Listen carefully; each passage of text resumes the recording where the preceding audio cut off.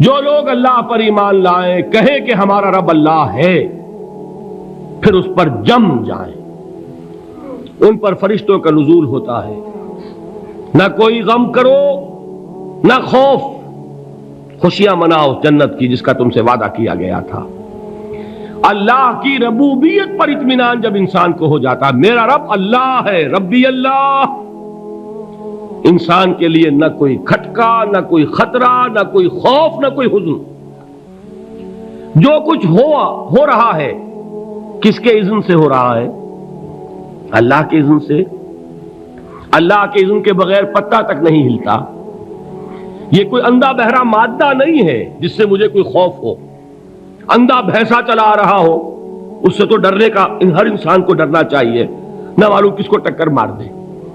لیکن نہیں، اس کائنات کو چلانے والا ایک سمیع و بصیر خدا ہے، وہ جو میرا دوست ہے، میرا ولی ہے۔ اللہ ولی الذین آمنوا یخرجہم من الظلمات الی النور۔ اللہ اہل ایمان کا ولی ہے، ساتھی ہے، پشت پناہ ہے، مددگار ہے، حمایتی ہے۔ بتائیے جسے یقین ہو جائے کہ اللہ میرا مددگار، اللہ میرا محافظ، اللہ میرا پشت پناہ، اللہ میرا حمایتی، اس کے لیے کوئی خوف ہوگا؟ اس سے کوئی ڈر ہوگا؟ میں مثال دیا کرتا ہوں ایک بہت سادہ، پنجاب کے دیہات کی۔ تو بڑا چودھری ہے اور کوئی غریب کسان ہے۔ اس غریب کسان کے جانوروں کو ہر وقت اندیشہ ہوگا چوری کا، کوئی میری بھینس کھول کر نہ لے جائے، کوئی میرا بیل کھول کر نہ لے جائے۔ لیکن جس کے بارے میں یہ سب کو معلوم ہو کہ وہ جو بڑا چودھری ہے وہ اس کا دوست ہے، اس کی بچیا کو کوئی خوف ہوگا؟ اس کی بھینس پر کوئی ہاتھ ڈالے گا؟ اسے کوئی اندیشہ ہوگا؟ نہیں۔ کیوں؟ کہ وہ بڑا چودھری، بڑا اس کا یہاں کا سردار، جاگیردار، سب کو معلوم ہے وہ میرا دوست ہے، کوئی میرے خلاف اقدام نہیں کر سکتا۔ اس دنیا میں یہ چھوٹی سی بات اگر آپ کے دلی اطمینان اور سکون کا باعث بن سکتی ہے تو ذرا تصور کیجئے۔ میں لفظ تصور استعمال کروں گا صرف اس لیے کہ اس کا ہم جس کو کہتے ہیں ادراک اور شعور کر نہیں سکتے، اگر کے ساتھ کر سکتے۔ اگر یقین ہو کہ اللہ میرا مددگار اور یقین ہو کہ اللہ ہر آن میرے ساتھ ہے، پھر کوئی خوف، کس کا خوف؟ کوئی شے اللہ سے بالاتر ہے؟ کوئی قوت اس سے زیادہ طاقتور ہے؟ کوئی اس کے ارادے کو بدلنے والا ہے؟ کوئی اس کی مشیت کے آڑے آنے والا ہے؟ یہی بات ہے جو حضور نے فرمائی۔ یہ ایمان کا حاصل ہے لب لباب، کہ دیکھو اچھی طرح اس بات کو ذہن نشین کر لو، اگر تمام انسان مل کر تمہیں کوئی نقصان پہنچانا چاہے نہیں پہنچا سکتے، مگر جو کچھ اللہ نے لکھ دیا ہو، اور تمام انسان مل کر تمہیں کوئی نفع پہنچانا چاہیں نہیں پہنچا سکتے، مگر وہ شے جو اللہ نے طے کر دی ہو۔ آپ پھر میں کہوں گا ذرا طاری کیجئے، اسے فرض کیجئے، اسے سوچئے۔ اگر اس حدیث پر ہمارا دل ٹھکا ہوا ہو تو کسی سے ڈر ہوگا؟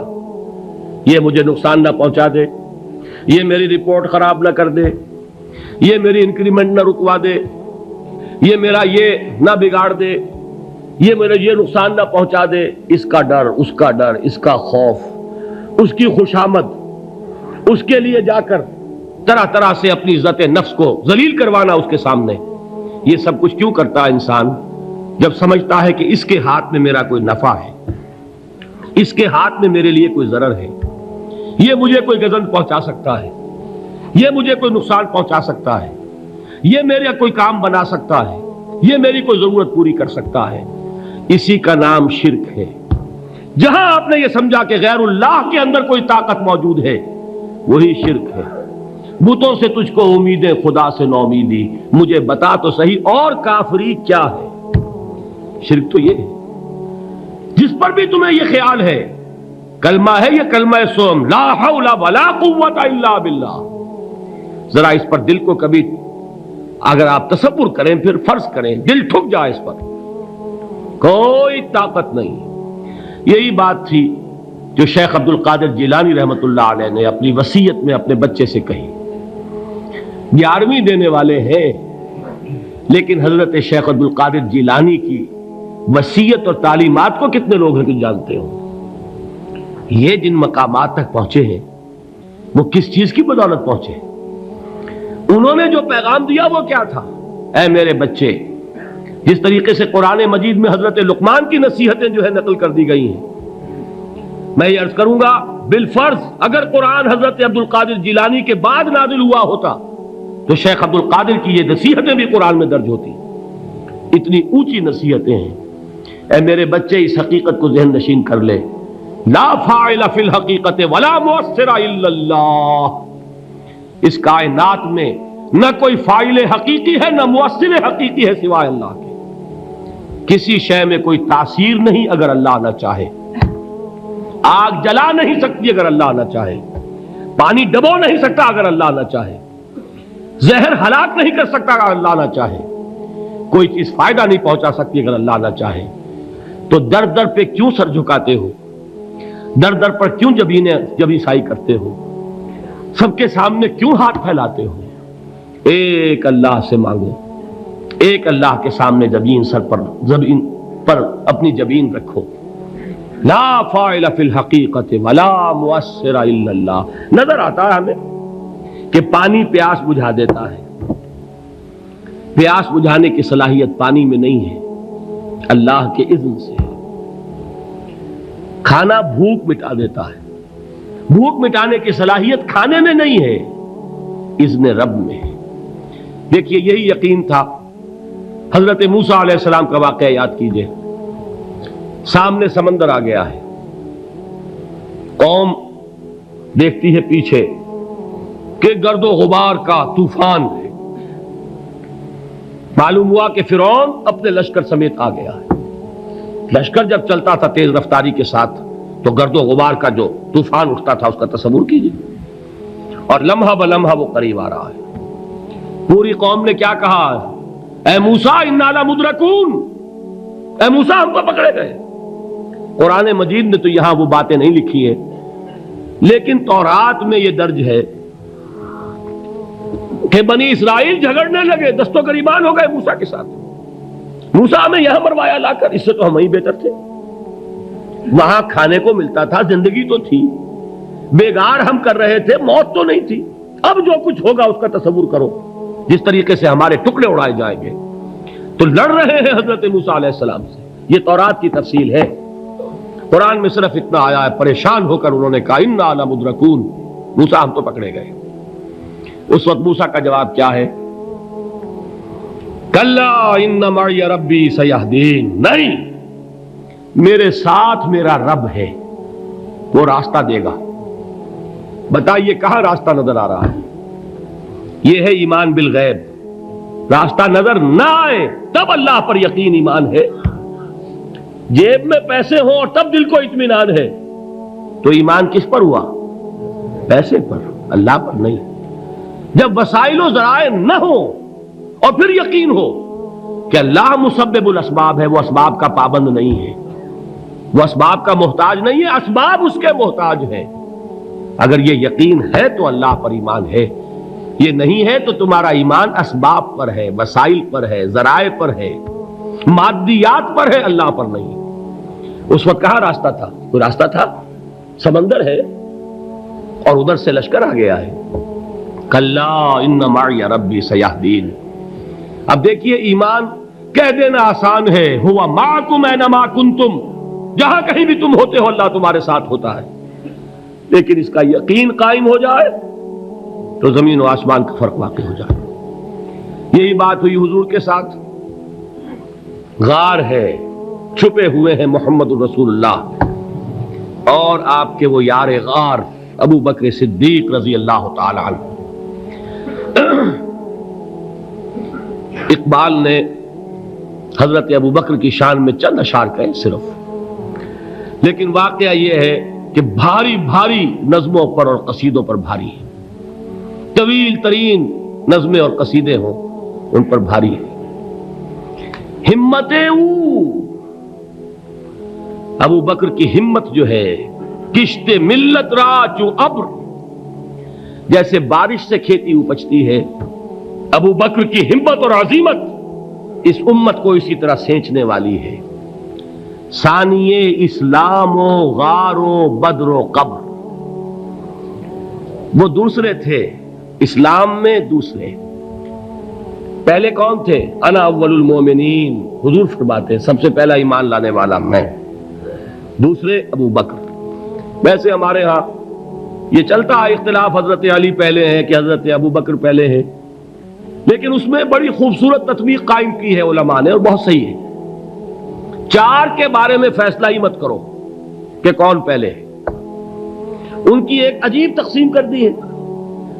آزاد مردوں میں، بالغ مردوں میں سب سے پہلے ابو بکر، بچوں میں سب سے پہلے علی، خواتین میں سب سے پہلے خدیجہ، اور غلاموں میں سب سے پہلے زید ابن حارثہ۔ بڑی پیاری تقسیم ہے، یہ چاروں ہی پہلے ہیں، ہر ایک کے لیے اولیت ہے۔ اور واقعہ یہ ہے کہ اگر زمانی اعتبار سے تعین ہوگا تو پہلے خدیجۃ الکبریٰ آئیں گی رضی اللہ تعالی عنہ، کسی اور سے بات کرنے کی نوبت بعد میں آ سکتی ہے، پہلے تو اہلیہ محترمہ سے بات ہوئی ہے، آتے ہی پہلی وحی ہوئی ہے، ابھی تبلیغ کا حکم نہیں تھا۔ کس کو بتایا واقعہ؟ ابھی اپنی نبوت کی تبلیغ کا تو حکم ہی نہیں آیا، واقعہ کس کا ہے؟ وہ خدیجہ کا ہے۔ جب کہا ہے کہ خشیت علی نفسی، مجھے اپنی جان کا اندیشہ ہے، تو کیا جواب دیا خدیجہ نے رضی اللہ تعالی عنہا؟ وہ صدیقۃ الکبریٰ ہے، صدیقات جو ہے خواتین ان میں چوٹی پر خدیجۃ الکبریٰ ہے رضی اللہ تعالی عنہا، اور صدیق جو مرد ہیں ان میں صدیق اکبر ہے ابو بکر صدیق رضی اللہ تعالی عنہ، لیکن صدیقات میں چوٹی پر۔ جب حضور نے فرمایا خشیت علی نفسی، کیا فرمایا؟ کیا عرض کیا؟ کیسے تسلی دی؟ نہیں نہیں، اللہ آپ کو ضائع نہیں کرے گا، آپ غریبوں کے ہمدرد ہیں، آپ مساکین کے تکالیف رفع کرنے والے ہیں، آپ بیواؤں کی سرپرستی کرتے ہیں، آپ مسافروں کی خدمت کرتے ہیں، اللہ آپ کو ضائع نہیں کرے گا۔ یہ یقین ہے اس خاتون کے اندر۔ خیر وہ ایک علیحدہ بات ہو جائے گی۔ میرے دل پر حضرت خدیجہ رضی اللہ تعالی عنہ کی شخصیت کا بڑا گہرا نقش ہے، جو وہ کوئی اور ہی وقت اور موقع ہوا تو بیان ہوگا۔ بہرحال اقبال نے ایک مصرے میں جو چار اولیتیں جمع کر دی ہیں، ہمتیں او کشت امت را چو ابر، ثانی اسلام و غار و بدر و قبر۔ اسلام میں حضور کے بعد پہلے کون؟ ابو بکر۔ غار میں حضور کے ساتھ کون؟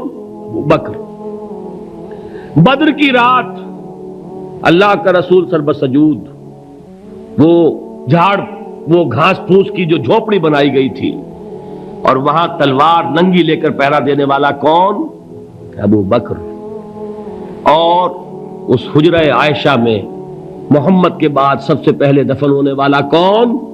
ابو بکر رضی اللہ تعالی عنہ صلی اللہ علیہ وسلم۔ وہ جو معاملہ میں سنا رہا تھا غار ثور کا، حضرت ابو بکر بھی حضور کے خیال سے لرز گئے ہیں۔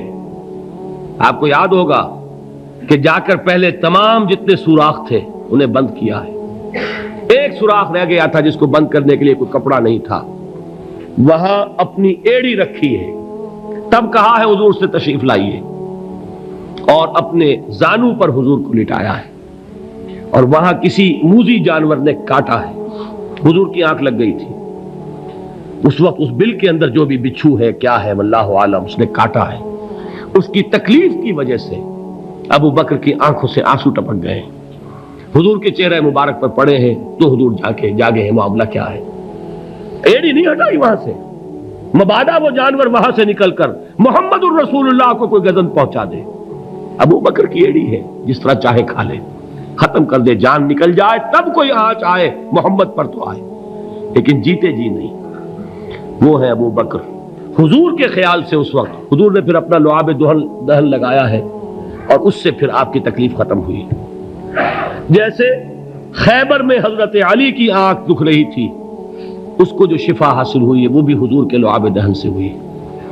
تو بہرحال اس وقت انہوں نے کہا ہے کہ اے نبی یا رسول اللہ، اگر اس وقت ان میں سے کسی نے غیر ارادی طور پر بھی اپنے قدموں کی طرف جھانک لیا تو پکڑے جائیں گے۔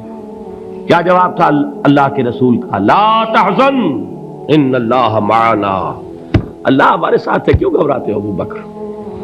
یہ ہے ایمان باللہ، میرا مالک اللہ، میرا رازق اللہ، میرا محافظ اللہ، میرا مددگار اللہ، میرا پشت پناہ اللہ، میرا دوست اللہ۔ یہ دوستی ہے اللہ کی جو لب لباب ہے، حاصل ہے ایمان کا، اسی کا نام ولایت ہے۔ اولیاء اللہ کے سروں پر سینگ نہیں ہوتے، جس کے دل میں ایمان راسخ ہو چکا ہو وہی اللہ کا ولی ہے، جسے اللہ پر یقین ہو چکا ہے وہی اللہ کا ولی ہے، جسے یقین ہے اللہ میرے ساتھ ہے، میرا مددگار، میرا پشت پناہ، میرا ساتھی، میرا دوست، میرا محبوب، میرا محب۔ اللہ اہل ایمان سے محبت کرتا ہے، واللہ یحب الصادقین، ان اللہ یحب الذین یقاتلون فی سبیلہ صفا کانہم بنیان مرصوص۔ اللہ محبت کرنے والا، اہل ایمان محبوب، اور اہل ایمان محبت کرنے والے اللہ محبوب۔ والذین آمنوا اشد حبا للہ۔ آپ تصور کیجئے جسے یہ رشتہ ایمان یا رشتہ ولایت حاصل ہو جائے، الا ان اولیاء اللہ لا خوف علیہم ولا هم یحزنون، آگاہ ہو جاؤ، اللہ کے دوستوں کے لیے نہ کوئی خوف ہے نہ کوئی حزن ہے۔